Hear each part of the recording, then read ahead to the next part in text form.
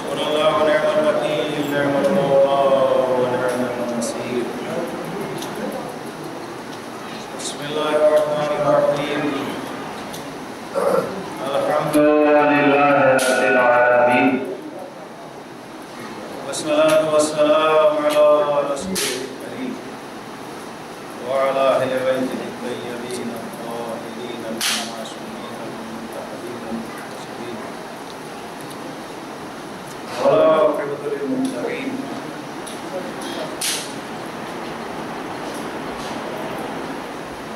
أما بعد فقد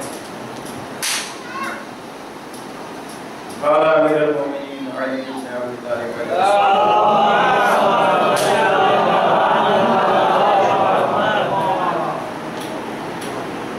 أوصيكم بتقوى الله.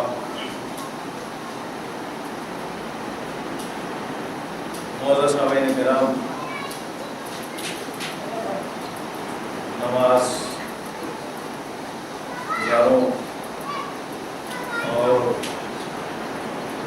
بہترین سماعت کے حامل جو لوگ ایک ایک نقطے اور دینی اور مذہبی چیزوں کے اوپر دقیق نظر رکھتے ہیں. زمانہ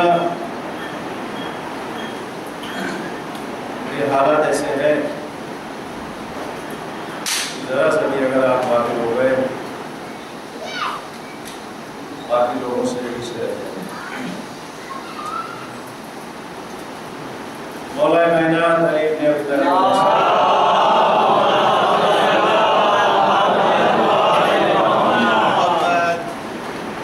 ہمیشہ ان کی سفارش آپ حضرات کے لیے یہی رہتی تھی کہ آپ حضرات اگر کامیاب ہونا چاہتے ہیں، کامران ہونا چاہتے ہیں، دین اور دنیا دونوں بہترین اگر رکھنا چاہتے ہیں تو تقوی الہی اختیار کریں. اکثر موقع کے اوپر میں نے اس لفظ کی وضاحت کی کہ تقوی الہی کس کو کہتے ہیں. لوگ یہی سمجھتے ہیں کہ مسجد میں 24 گھنٹے نماز روزہ اور عبادت کرنے کو تقوی کہتے ہیں. اور شارٹ کٹ میں اس کی تعریف کر دوں کہ تقوی ہے کیا جس سے لوگ ڈرتے ہیں. تقوی کا مطلب یہ ہے ڈرنا، پرہیزگاری. اور واضح انداز میں اس کو بیان کریں، آپ کے دل و دماغ سوچ فکر میں اینی ٹائم ہر وقت اگر اللہ کا تصور آ جائے سب سے بڑا تقوی. کیا مطلب؟ دیکھیں کچھ چیزیں ایسی ہوتی ہیں جو ہم کرتے تو بہت اچھے انداز سے ہیں، لیکن ایک ذرہ برابر کمی کی وجہ سے وہ سارے عمل بیکار ہو جاتے ہیں. مثلا یہ آپ جو عمل کرتے ہیں نا، یہ اوپر فرشتے لے کے جاتے ہیں اس کو. جب پہلے آسمان کے اوپر یہ آپ کے عمل پہنچتے ہیں وہاں پر فرشتوں کی ڈیوٹی لگی ہوئی ہے. وہ آپ کے عمل چیک کرتے ہیں. جیسے ایئرپورٹ پہ آپ جاتے ہیں نا، سامان چیک ہوتا ہے مشینوں کے ذریعے، اور خود کھول کے لوگ چیک کرتے ہیں، وہاں خراب ہوتے ہیں. کیا غیر قانونی چیز تو نہیں کی جانا؟ اس طرح ہمارے عمل وہاں پر چیک ہوتے ہیں. اس میں دیہکاری تو نہیں ہے، اس میں غصب تو نہیں ہے. دیکھو ذرا سا ہمارے غصب سے جو عمل انجام دیے گئے، اس میں جھوٹ تو نہیں ہے، اس میں کسی کی غیبت تو نہیں شامل ہے، کسی کی اذیت تو نہیں شامل ہے. اس طرح کا مال چیک ہوتا ہے کہ آپ کی جو عبادت ہے نا ہماری چیک ہوتی ہے. 7 آسمان تک 7 جگہ پر آپ کے اعمال چیک ہوتے ہیں. 7 جگہ پر، کہیں پر کچھ، کہیں پر کچھ، کہیں پر کچھ. جب 7 جگہ آپ کا مال پاس ہوتا ہے تب قبولیت کے درجے پر پہنچتا ہے. آپ جب اپنے ذہن میں، فکر میں، نظر میں، سوچ میں ہر وقت اللہ کا تصور جب رکھیں گے بہت سارے مسائل حل ہو جائیں گے. مثلا نماز آپ پڑھ رہے ہیں نا، تو اگر تصور اللہ کا ہے تو پھر یہ آپ نہیں سوچیں گے کہ کتنے لوگ ہم کو دیکھ رہے ہیں نماز پڑھتے ہوئے. آپ نے روزہ رکھا، مستحباتی بھی روزے رکھتے ہیں، واجبات والے روزے بھی رکھتے ہیں. جب آپ نے روزہ رکھا تو اگر اللہ آپ کے ذہن میں ہے تو پھر آپ یہ نہیں سوچیں گے کہ ہمارا دوست یا ہمارا ساتھی یا مولانا صاحب سنیں گے ارے وہ بہت بڑا روزے دار ہے. یہ لوگوں کی خوشی. اگر آپ دکان کے اوپر بیٹھے ہیں اور اللہ آپ کے تصور میں ہے تو مال کھوٹا دے کے کھارا پیسہ نہیں دیں گے.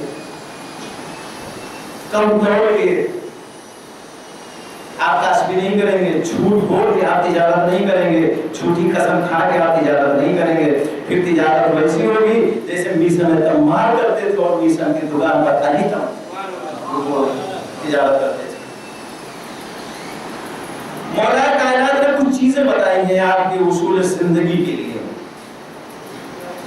اور وعدہ کیا ہے آپ کے مولا نے، آپ کے آقا نے، آپ کے امام نے کہ رسول کے بعد کائنات میں جس کا کوئی جوڑا نہیں، جس کا کوئی مقابلہ نہیں ہے، جس کا کوئی ثانی نہیں ہے، جس کا کوئی نظیر نہیں ہے، اس امام علی نے وعدہ کیا ہے اگر تم ان کاموں کے اوپر عمل کرو گے تو ہماری ذمہ داری ہے تمہاری دنیا بھی اچھی بن جائے گی، آخرت بھی اچھی بن جائے گی. 5 چیزیں مولا نے بتائی. ان میں سے پہلی چیز ہے القناعۃ بالجہل. سب سے پہلی جو برائی سماج میں، معاشرے میں پیدا ہوتی ہے، اعمال میں، عبادات میں، مذہب میں، دین میں پیدا ہوتی ہے، وہ یہاں سے پیدا ہوتی ہے. لوگ جاہل ہوتے ہیں لیکن جہالت پر قناعت کرتے ہیں، اسی کے اوپر گامزن رہتے ہیں. یہ کوشش نہیں کرتے کہ 2-4 چیزیں اور آگے کی یاد کر لی جائیں یا معلوم کر لی جائیں.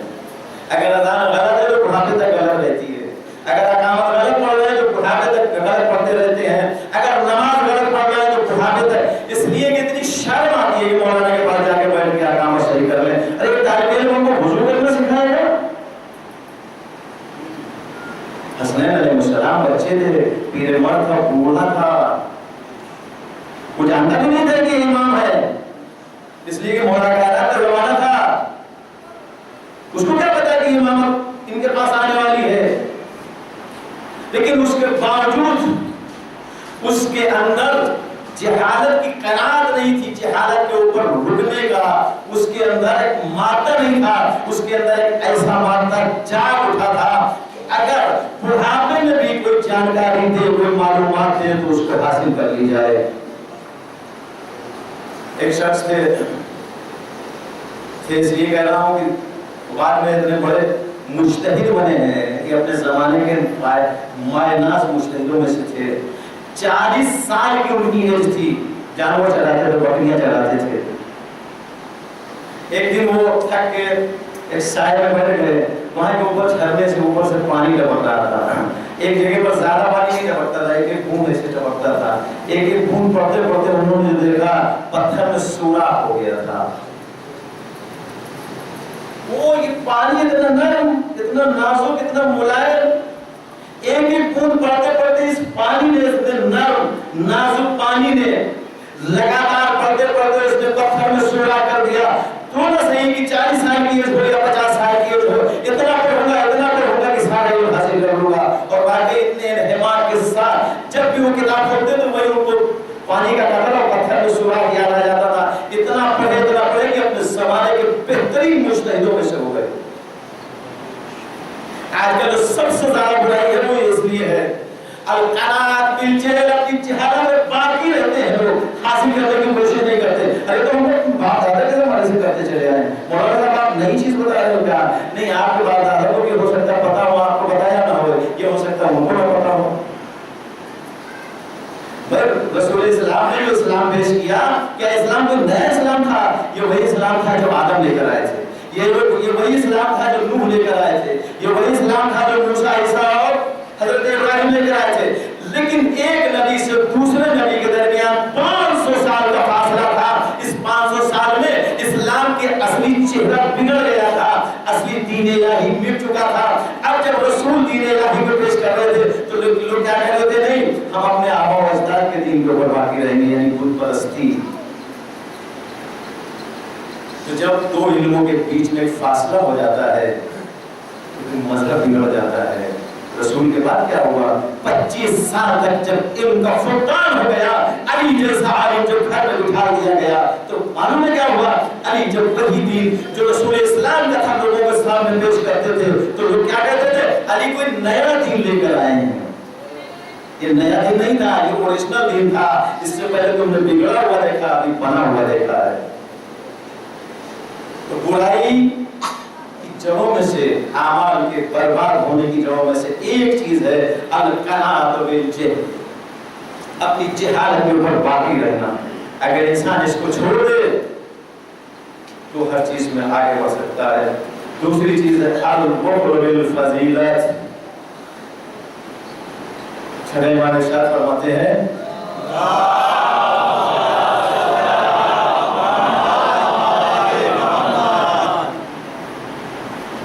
بہترین کام، سخت ترین کام، قوم کی ذمہ داری، قوم کی لیڈری اسی کو دی جاتی ہے جو اس کا اہل ہوتا ہے۔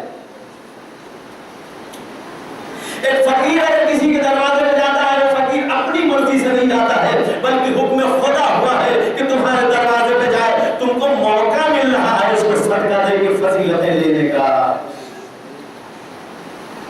کسی اور کے دروازے پہ کیوں نہیں چلا گیا؟ یا کوئی کام اگر کسی کا پھنستا ہے، مشکل ہوتی ہے، آپ کو اگر فون کر کے انہوں نے مدد حاصل کی ہے، یہ اس نے مدد حاصل نہیں کی، یہ پروردگار عالم کی منشا تھی، آپ اس کی مدد کرو تاکہ فضیلتیں مفت میں آپ کو مل جائیں۔ لوگ فضیلتیں حاصل کرنے میں بخل کرتے ہیں، کنجوسی کرتے ہیں۔ بہت بڑا کنجوس ہے وہ شخص جو فضیلت حاصل کرنے میں کنجوسی کرے۔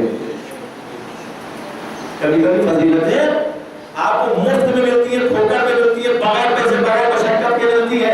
چلتے چلتے کسی سائل کو اگر 2 روپے آپ نے دے دیے صرف خالص پروردگار عالم کے لیے، شاید وہ 2 روپے لوگوں کے لاکھوں روپوں کے برابر ہو جائے۔ چھوٹی سی ایک مدد کسی نے کسی کی کر دی، آپ نے راستہ چلتے چلتے کسی اندھے کو آپ نے روڈ پار کرا دیا، کسی چھوٹے بچے کو گھر سے باہر کر دیا، کسی یتیم کی، کسی بیوہ کی، کسی کی مدد کر دی آپ نے۔ کوئی محنت نہیں لگی، کوئی مشقت نہیں لگی، چند منٹ وقت آپ کا لگا، لیکن شاید یہ چند منٹ وقت روز محشر آپ کی پوری شفا اور پوری آپ کی وہاں کے اوپر جنت میں جانے کی ضمانت بن جائے۔ بہت بڑا فقیر ہے وہ جو فضیلت حاصل کرنے میں مہارت کرے۔ اور اس کے بعد الحرص بدنیا، یہ انسان کی فطرت میں ہے، جتنی دنیا آتی جائے گی اتنا لالچ بڑھتا جائے گا۔ 100 روپے کمانی ہے، 150 کی فکر ہو جاتی ہے، 150 جب کمانے لگتے ہیں تو 200 250 کی فکر ہو جاتی ہے، جب 1000 تک پہنچ جاتا ہے، نہیں ابھی کم ہے 2000 ہو جائے، جب 2000 ہو جاتا ہے ابھی کم ہے 5000 ہو جائے۔ پہلے عدد میں گنتی چل رہی تھی، ابھی سینکڑے میں چل رہی، جب سینکڑے کی گنتی پوری ہو جاتی تو ہزاروں میں پھر لاکھوں میں چلتی رہتی ہے۔ اتنا دنیا کما لی، اتنی حاصل کر لی، لیکن پھر بھی دنیا کو دیکھ کے پیٹ نہیں بھرتا۔ حرص 2 چیزوں میں صرف جائز ہے، صرف 2 چیزوں میں حرص جائز ہے، باقی کسی چیز میں حرص جائز نہیں ہے۔ ایک علم حاصل کرنے میں حرص ہونا چاہیے، نہیں ابھی اور ابھی اور ابھی اور ابھی اور ایک اعمال خیر کرنے میں حرص ہونا چاہیے، نہیں ابھی کم کیا ابھی کم کیا ابھی اور ابھی اور۔ لیکن دنیا کے لیے اگر آپ نے حرص دکھایا تو شیطان آپ کو اپنے چنگل میں جکڑ لے گا، ایسا دنیا کا غلام بنا دے گا کہ پھر دنیا کے رہ جاؤ گے، آخرت کے نہیں ہوگے۔ مولا کائنات کہتے ہیں جو دنیا کو حاصل کرنے کے لیے دنیا کے پیچھے دوڑتا ہے، دنیا اس کو چھوڑ کے بھاگتی ہے، اور جو دنیا کو ٹھوکر مارتا ہے دنیا اس کے پیچھے پیچھے ٹہلتی ہے، پیچھے پیچھے آتی ہے۔ علی نے دنیا کو اس طرح چھوڑا کہ دنیا مجسم ہو کر ایک عورت کی شکل میں باغ میں علی کے سامنے آ کر کھڑی ہے، آواز دیتی ہے علی تمہارے لیے آئے ہیں۔ علی نے پیچھے مڑ کے نہیں دیکھا، سمجھ گئی یہ دنیا آواز دے رہی، تو کون؟ کہا میں دنیا۔ کہا تجھ کو پتا ہے کہ میں نے دنیا کو طلاق دے دی ہے؟ کہا علی پھر بھی ہم تمہارے پاس آئے ہیں، اگر ہم کو لے لو گے تو کامیاب ہوگے، بعد میں مزدوری نہیں کرنا پڑے گی، گھر میں فاقے نہیں ہوں گے، بچے فاقے اور کھانے کی وجہ سے پریشان نہیں ہوں گے، اے علی میں تم کو دنیا میں سرفراز کر دوں گی۔ علی نے کہا ابھی تک تو تجھ کو میں نے طلاق دی تھی، آج 3 طلاق دیتا ہوں، 3 طلاق کے بعد پھر رجوع کرنا جائز نہیں ہوتا۔ علی نے دنیا کو 3 طلاق دینے کے بعد ایسی دنیا کو ٹھوکر ماری کہ دنیا علی کے لیے ترستی رہی، علی نے دنیا کی طرف مڑ کے نہیں دیکھا۔ آپ علی کی طریقے سے دنیا کو ٹھوکر مار کے تو دیکھو، پھر دنیا پیچھے پیچھے آ کے ٹہلے گی۔ اس لیے کہ جو اللہ کے لیے کرتا ہے پروردگار عالم اس کو بندوں کے بیچ اور دنیا کے اندر اس کو سرفراز کر دیتا ہے۔ سجدے کے احکام میں آیا ہے نا کہ جب کوئی بندہ سجدہ کرتا ہے تو فرشتوں سے پروردگار کہتا ہے اس کو جزا کیا دے دی جائے؟ ہر ایک اپنے اپنے اعتبار سے بتاتا ہے، پروردگار کہتا ہے نہیں، اس کی جزا یہ ہے کہ اس نے اپنے کو میرے سامنے جھکایا ہے، تو نہ صحیح میں اس کو اتنا بلند کروں جتنا میں خود بلند ہوں۔ اللہ کے لیے کرتے تو دیکھو، تو یہاں کے اوپر انسان جب دنیا کا غلام بن جاتا ہے تو نہ دنیا ملتی ہے نہ دین ملتا ہے۔ اس کے بعد مولا ارشاد فرماتے ہیں الریا بالعمل،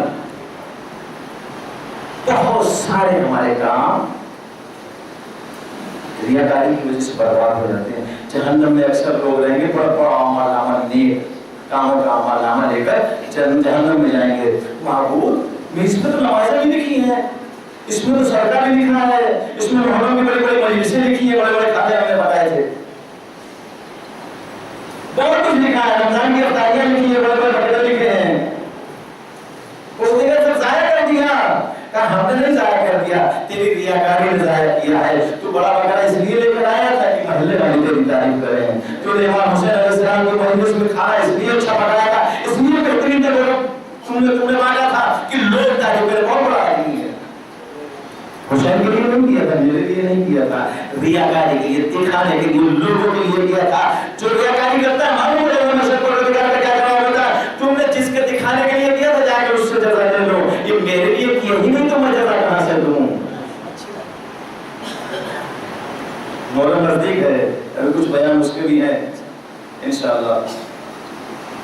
تو لوگ عمل میں جب ریاکاری کرتے ہیں لیکن شیطان آپ کے دل میں بڑی جلدی وسوسہ ڈالتا ہے۔ آپ نماز بہترین طرح سے پڑھ رہے ہیں، مسجد خالی ہے، آپ اللہ کے لیے پڑھ رہے ہیں، لیکن آپ کو جہاں سے احساس ہوا کہ چند لوگ مسجد کے اندر گھسے ہیں تو شیطان وسوسہ ڈالتا ہے، تھوڑی اور اچھی قرات کر دے تاکہ لوگوں کو پتہ چل جائے کہ بڑی اچھی قرات سے نماز پڑھتا ہے۔ ذرا سا تصور آ جائے، نماز روزہ سارے نیک عمل سے برباد ہو کے رہ جاتے ہیں۔ تو جہنم میں بہت سارے لوگ نیک عمل کرنے کے باوجود جہنم میں جائیں گے، تو ان سے جو پوچھا جائے گا کیوں، تو کہیں گے ریاکاری نے برباد کر دیا، ہم نے پڑوسی کو دکھانا چاہا، ہم نے اپنے دوست ساتھی کو دکھانا چاہا، ہم نے قوم والوں کو دکھانا چاہا، ہم نے مسجد والوں کو دکھانا چاہا، اللہ نے کہا جا کے انہیں سے جب لوگ میرے لیے تھوڑی کیا تھا۔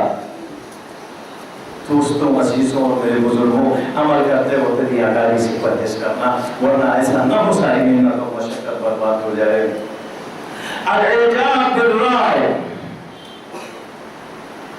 بہت اہم چیز ہے، اور یہ جو آخری چیز ہے نا، یہ بھی پہلی چیز کی وجہ سے آتی ہے، جہالت کی وجہ سے۔ کوئی کام ہو رہا ہے، گئے انہوں نے مشورہ دے دیا، لوگ سمجھا رہے ہیں نہیں آپ غلط کہہ رہے، جو کریں وہی صحیح، یعنی اپنے غلط رائے، غلط مشورے کے اوپر باقی رہے۔ کوئی کام آپ کر رہے ہیں، 4 لوگ آ کے سمجھا رہے ہیں، آپ کی سمجھ میں نہیں آ رہا ہے، اس لیے کہ آپ کے اندر جہالت کوٹ کوٹ کے بھری ہوئی ہے۔ اس جہالت کی وجہ سے آپ لوگوں کی بات سمجھ نہیں پا رہے۔ یہ تو مسئلہ تھا، یہودیوں نے اس بات کا اعتراف کیا کہ علیہ السلام کے دشمن جو لوگ زیادہ تھے، اس کی وجہ یہ تھی کہ ان کی معرفت، ان کے پاس اتنا علم نہیں تھا کہ ان کی معرفت حاصل کر لے۔ دشمنی کی میری وجہ یہ تھی علیہ السلام سے. تو یہاں کے اوپر انسان مار کھا جاتا ہے. جب لوگ بہترین مشورہ اس کو دیتے ہیں تو وہ یہ سمجھتا ہے کہ جو ہم نے کیا ہے, جو میں کر رہا ہوں وہی صحیح ہے. اور نماز کا ٹائم کیا ہے؟ ایک ساتھ. اچھا ضرور بھیجے محمد والے.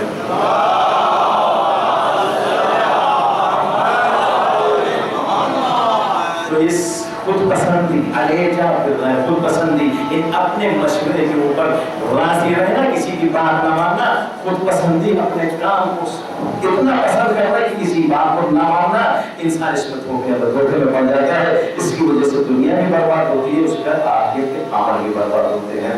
بسم اللہ الرحمن الرحیم. والعصر ان الانسان لفی خسر الا الذین آمنوا وعملوا الصالحات وتواصوا بالحق وتواصوا بالصبر.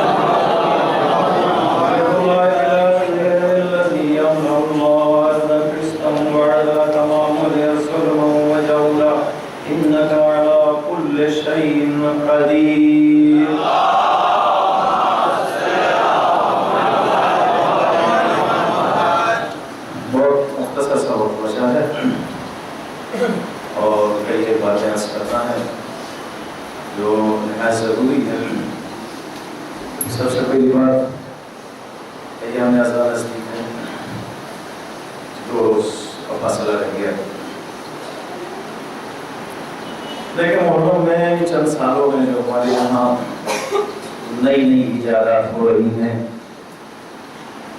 اس سے ہماری آزاداری کو بہت بڑا نقصان پہنچتا ہے. محرم رسم نہیں ہے, मुहर्रम त्योहार नहीं है,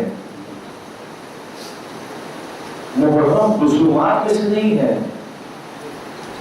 मुहर्रम हमारे अकीदे और अमल की बुनियाद है। मुहर्रम हमारी जिम्मेदारी है। इस वक्त मुहर्रम हमारा मजहब है। इस वक्त दीन का हर रास्ता मुहर्रम से गुजरता है। मुहर्रम को इस तरीके से बाकी रखो कि मुहर्रम की हुर्मत भी रहे और मुहर्रम का मकसद भी पहुंचता रहे। एक जमाना था कि जब मुहर्रम के जुलूस और मजलिसें होती थी तो गैर आके मजलिसों में आगे बढ़ते थे और गैर आके जुलूस में शिरकत होती थे और हुसैन का नाम, हुसैन के बारे में जब उनको जानकारी मिलती थी तो कितने हुसैनी हो जाते थे। अभी हमारी हरकतें ऐसी हैं कि शायद अगर कोई हुसैन के नजदीक आना चाहे तो हमारी हरकतों से दूर हो जाएगा कि हुसैन के मानने वाले क्या ऐसे ही होते हैं, क्या आप बिदअतें शामिल कर रहे हैं। अगर उलमाए कराम बोलते तो कहते हैं कि ये अज़ादारी के मुखालिफ हैं। हुजूर वाला अज़ादारी का मुखालिफ कोई नहीं है, लेकिन अज़ादारी इतनी न करो, इस तरह से न करो, इतना उसमें गलत चीजें न शामिल करो कि खुद हुसैन को हर अज़ादारी से राजी ना हो। अज़ादारी का मकसद वो था जो ज़ैनब ने दरबार शाम में इजाद किया था। अज़ादारी की बुनियाद मजलिस से पड़ी है, लेकिन आप अपने पूरे 100 महीने के प्रोग्रामों में देखिए आपकी मजलिसों के फर्श खाली रहते हैं। जब अंजुमन होती है तो लग जाती है। ऐसा क्यों? जनाब साहब सबसे पहले मजलिस पढ़ पाती थी, अंजुमन नहीं पढ़ पाती थी।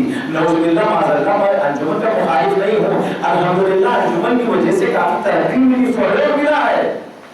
लेकिन कभी-कभी कुछ गलतियां ऐसी हो जाती हैं कि जो मुहर्रम बड़ा नुकसान पहुंचाती है। हर जगह हुसैन का तस्करा, हर जगह हुसैन का जिक्र, हर जगह हुसैन का नाम, हर जगह हुसैन की मजलिस। लेकिन कभी-कभी मजलिस के मुकाबले में मजलिस रखी जाती है, अंजुमन के मुकाबले में अंजुमन बनती है, प्रोग्राम के मुकाबले में प्रोग्राम, एक प्रोग्राम से दूसरे प्रोग्राम को टकराया जाता था कि उसका प्रोग्राम खराब हो जाए। ये नहीं पता कि ये भी हुसैन के लिए, वो भी हुसैन के लिए। और अभी तक तो अगर में इतना टकराव होने की इबादत की टकराव नहीं, अब इबादत में भी टकराव होने लगा। मस्जिद के मुकाबले में मस्जिद, आलिम के मुकाबले में आलिम, नमाज के मुकाबले में नमाज। ये हमारी आदत है बड़ी मुकाबले की। अगर मुकाबला करना है तो करवाने के मैदान चले जाते हैं, हुसैन के सामने आप भी सर्वस्ता से खड़े हो जाते हैं, सारा मसला खत्म हो जाता। अजीजों, मुहर्रम की हुर्मत बाकी रखो।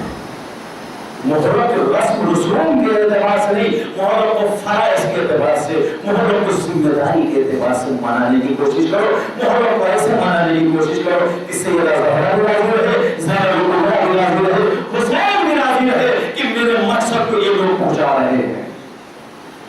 अभी गुज़श्ता साल क्या हुआ था आप लोगों के बीच में? कैसी शबीहें और कैसे कार्टून बनाए गए मुहर्रम में। नौजुबिल्लाह, मैं तौहीद है। हर एक मर्द ने फतवा दिया है कि किसी भी इमाम की किसी भी सूरत में शबीह बनाना हराम है। अब वो चाहे ढांचे की शक्ल में हो, चाहे फोटो की शक्ल में हो, चाहे कैमरे से हो, चाहे हाथ से हो, चाहे किसी भी चीज से हो, हराम है। आप इतना मुहर्रम और अज़ादारी के जोश में डूब जाते हैं, ये नहीं जानते अब गुनाह की मंजिल आ गई। नौजुबिल्लाह माज़अल्लाह, ऐसा नहीं होना चाहिए। हम सब लोग मुहर्रम को एक साथ मिलकर मनाएं, एक तरीके से मनाएं। जुलूस होता है, कितने अलग निकलते हैं। अगर 10 अलम है तो 10 तरीके के अलग होते हैं। 10 अलम है तो 10 तरीके के उसके पंजे होते हैं। अगर 10 अलम है तो 10 तरीके के उसके पट्टे होते हैं। आप ये बताओ, मौलाना अब्बास के पास तो एक ही अलम था ना। अब उसकी सब लोग मिलके बैठ के उसकी एक तस्वीर बना लो कि वो कैसा अलग था। उसी तरीके से जितनी अंजुमन, जितने लोग हैं के हाथ में एक अलग पंजा है, एक अलग पट्टा है, एक अलग तरीका है उसका अलग उठाने का। लोग क्या कहेंगे? जिस तरीके से सियासी पार्टियों में झंडे जाते हैं, नौजुबिल्लाह माज़अल्लाह, अपने मुहर्रम की शक्लों को ऐसे मत दिखाओ। मुहर्रम की हुर्मत बाकी रखो। ऐसी हुर्मत एक खैर भी देखे तो आंख से आंसू निकल आए। ایک غیر بھی دیکھے تو اس کا دل پتھر بھی اگر ہو تو اس کا دل موم ہو جائے، اس کا دل رو پڑے کہ حسین اتنا مظلوم تھا۔ عزیزوں، ہماری جو بیداری، ہماری جو زندہ دلی، آج ہم تو دنیا میں پہچانے جاتے ہیں جو سرفراز ہے وہ محرم کی وجہ سے، آج ہم جو سرفراز ہے وہ حسین کی وجہ سے، آج ہماری جو دنیا میں گنتی ہو رہی اقلیت ہونے کے باوجود صرف اور صرف حسین اور محرم کی وجہ سے۔ یہ محرم وہ ہے جو مردہ دلوں کو زندگی دیتا ہے، جو مردہ قوم کو زندہ کرتا ہے، مردہ ذہنوں کو زندہ کرتا ہے، مردہ لوگوں کو ایسی حیات دیتا ہے کہ کائنات میں تھوڑے ہونے کے باوجود بھی پہچان لیے جاتے ہیں۔ باد بلند تلوار،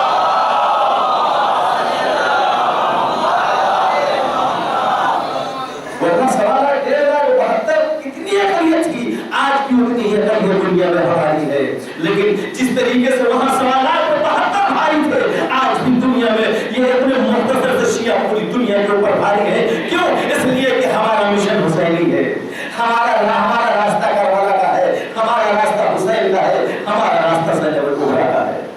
ان کا مشن ہم لے کر چل رہے ہیں، جب تک ان کا مشن، ان کے مقاصد ہمارے ہاتھوں میں رہیں گے دنیا کی کوئی طاقت ہم کو ذلیل نہیں کر سکتی، لیکن جہاں پر مقصد ہاتھ سے چھوٹا ہم ذلیل ہو جائیں گے، دنیا میں کوئی گنتی نہیں ہوگی ہماری۔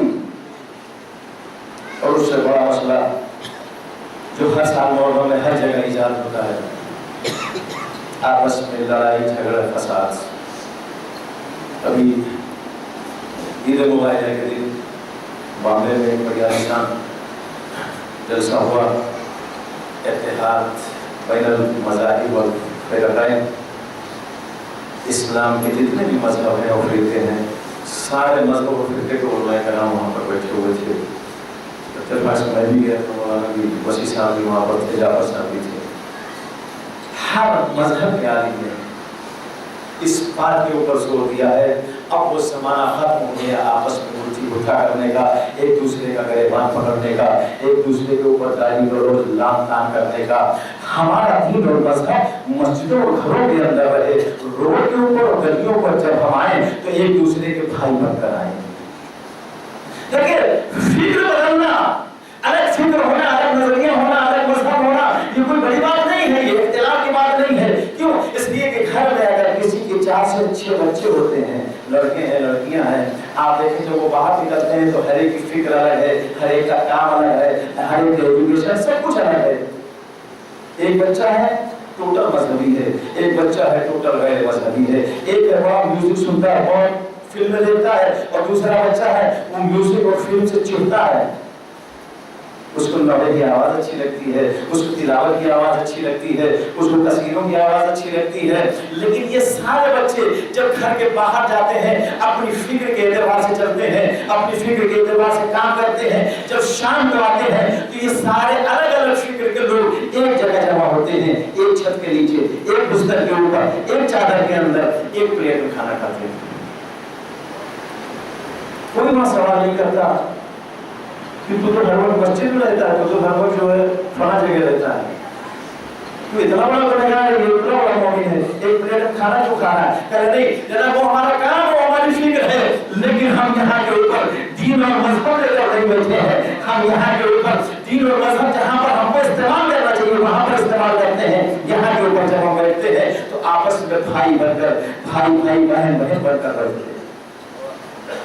ہمارے دین اور مذہب مسجدوں میں محدود ہونا چاہیے، گھروں کے اندر محدود ہونا چاہیے، لیکن جو گھروں کے اوپر آئے کوئی بھی مختلف فکر کا انسان ہو وہ ہمارا بھائی ہے۔ اگر مسلمان ہے اس کا احترام کرنا لازم ہے، مسلمان ہے اس کو سلام کرنا لازم ہے، اس کا جان مال عزت آبرو ہر چیز کی حرمت ہمارے اوپر واجب ہے۔ اگر ہم نے یہ کیا تو دنیا میں ہم اسلام دشمنوں کی طاقتوں سے جو اس وقت اسلام کو مٹانے کے لیے ساری طاقتیں جمع ہوئی ہے ہم ان سے مقابلہ کر سکتے ہیں۔ مولانا حسین مہدی صاحب بھی تھے، احمد علی آبادی صاحب بھی تھے، خاص طور سے میں نام لیتا ہوں مولانا احمد علی آبادی صاحب نے بہترین میسج دیا آپ لوگوں کے لیے کہ اس وقت کی ضرورت ہے، وقت کا تقاضا ہے، ہر ایک کی بھلائی اسی میں ہے کہ اگر ایک साथ मिल के अगर हम लोग काम करेंगे तो हमारे मुहर्रम भी, दूसरे हमारे जितने भी दीन और मजहब के वो आती हैं तारीखें और जो भी काम होते हैं वो सब अल्हम्दुलिल्लाह सुकून तरीके से हो जाएंगे। लेकिन हम एक दूसरे को अगर नफरत की नज़र से देखेंगे, अगर एक दूसरे को दुश्मनी की नज़र से देखेंगे, तो ये दुश्मनी 1400 साल से जो चली आ रही है क़यामत तक बाकी रहेगी। ना इसमें हमारा फायदा, ना इसमें किसी और का फायदा। मुहर्रम कितनी कशीदगी हो जाती है, कितनी खींचातानी हो जाती है, सिर्फ इसलिए कि हर एक दूसरे को दुश्मन समझता है। नहीं, हम अगर किसी मर्तबे फिक्र के मानने वाले दूसरे किसी और मर्तबे फिक्र का मानने वाला है, इसका मतलब ये नहीं है कि हमारा दुश्मन है। वो अपनी मस्जिद में अपने तरीके से नमाज पढ़ता है, हम अपनी मस्जिद में अपने तरीके से नमाज पढ़ते हैं। बाहर आते हैं तो हमको ना अकीदे से लेना देना है, ना अपनी नमाज के तरीकों से लेना देना। अगर हम लोग मिलकर मुत्तहिद होकर इत्तेहाद करके अगर जिंदगी का ये कारवां गुजारेंगे तो हमको न दुनिया में मुश्किल पड़ेगी और न परवरदिगार आलम की तरफ से हमको कोई जवाबदेही करना पड़ेगी। मुहर्रम में जितने मसाइल यहाँ से लेकर बम्बई तक दूसरी जगहों पर जहाँ जहाँ के ऊपर आते हैं अल्हम्दुलिल्लाह सारे खत्म हो जाएंगे। जब हर एक दूसरे का एहतराम करे, एक दूसरे की इज्जत करे और एक दूसरे को नफरत की निगाह से न देखे। तो बड़ी अहम चीज़ें दोनों थी जो मुहर्रम में हमको करना है, और इसमें बुजुर्ग हमारे सबसे ज़्यादा जिम्मेदार हैं। मुहर्रम में जितनी भी वाहियात चीजें होती हैं, हमारे बुजुर्गों को चाहिए कि अपने बच्चों पर कंट्रोल करें। बेटा किसी ऐसे शख्स से जिसको मालूमात पूछ लो जो लोग काम करने जाए वो सही भी है कि नहीं है। ऐसा ना हो तुम सवाल की वजह से करने जाए उसमें गुनाह हो जाए। मेरा मशवरा ये, मैंने इससे पहले भी मशवरा दिया था, राय दी थी, हर एक अंजुमन के पास एक एडवाइजर ऐसा होना चाहिए कि जिसको दीन की मालूमात हो, ताकि वो अंजुमन जब भी कोई काम करे तो उससे सबसे पहले रुजू करे। हम ये बहरा बनाना चाहते हैं, इसमें देखिए हमारा सही है कि नहीं, जबरदस्त गलत तो नहीं है। हम ये काम करना चाहते हैं लेकिन ये काम सही है गलत तो नहीं है। ऐसा ना हो बाद में सारी कौम हमको हंसे, इसको कॉन्फ्रेंस वगैरह कितने निकलते हैं, इतनी गलतियां उसमें होती हैं, कुछ करेंगे नहीं। क्यों? इसलिए कि वो किसी अनपढ़ आदमी से लिखवा लिया है कम पढ़े लिखे से, उसके बाद छाप दिया, न किसी से राय लेने की जरूरत, न किसी मशवरे लेने की जरूरत। मजलिसों के प्रोग्राम, अंजुमनों के प्रोग्राम इस तरीके से होते हैं कि कभी कभी उसमें ये नहीं कि इंसान आमदन ऐसा काम कर रहा है, नहीं, वो तो सवाल के लिए कर रहा है, लेकिन जानकारी न होने की वजह हो सकता गलत हो जाए। इससे फायदा ये होगा कि अगर आपका एक एडवाइजर, एक राय मशवरा देने वाला एक पढ़ा लिखा शख्स होगा जो दीन और मजहब का अच्छा नॉलेज रखे, तो फिर आपके जो काम होंगे वो दीन और मजहब के उसूलों के तहत होंगे। इंशाअल्लाह हम कोशिश करें। मुहर्रम नजदीक है, ये मुहर्रम उस तरीके से मनाए जिस तरीके से शहजादी सहरा चाहती है। परवरदिगार ये मुहर्रम हमारा इस तरीके से गुजार दे जो शहजादी सहरा की खुशनुदी हासिल हो जाए।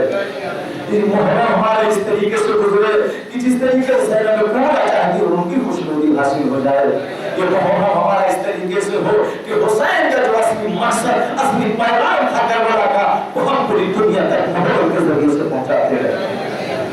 माबूद हमारे कलील अमल को कसीर बना दे। माबूद हमारी सारी मुश्किलों परेशानियों को दूर फरमा। और यार इस मजमे में अगर कोई बीमार हो, परेशान हाल हो, या इनके घरों में कोई अगर बीमार हो, परेशान हाल हो, उन सब की परेशानियों को दूर फरमा और बीमारों को शिफा आजिल और सेहत कामिला इनायत फरमा। परवरदिगार जो बेरोजगार है उनको बस रोजगार फरमा। माबूद जो किसी तरीके से मुश्किल में गिरफ्तार है उसकी मुश्किलों को दूर फरमा। परवरदिगार दुनिया में जो जुल्म जाए हो रहा है, मजलूम भी इनकी खास तौर से अहले बैत अलैहिस्सलाम के चाहने वाले दुनिया के जिस गोशे में जिंदगी गुजारे उनके चारों माल इज्जत आप उनका तहफ्फुज़ फरमा। परवरदिगार ज़ालिमीन चाहे वो किसी भी शक्ल में हो, हुसैन के ज़माने में यजीद जैसा ज़ालिम हो या इस ज़माने में अमेरिका और इज़राइल जैसा ज़ालिम हो, इन सबको निस्तनाबूद कर दे। हमारे इमाम के शुरूर में ताजीम इनायत फरमा। हमको तौफीक दे कि उनके आवाम में अंसार में शुमार हो सके। तक़ब्बल मिन्ना इन्नका अंतस समीउल अलीम। बिस्मिल्लाहिर रहमानिर रहीम। कुल हुवल्लाहु अहद अल्लाहुस समद लम यलिद व लम यूलद व लम यकुल लहू कुफुवन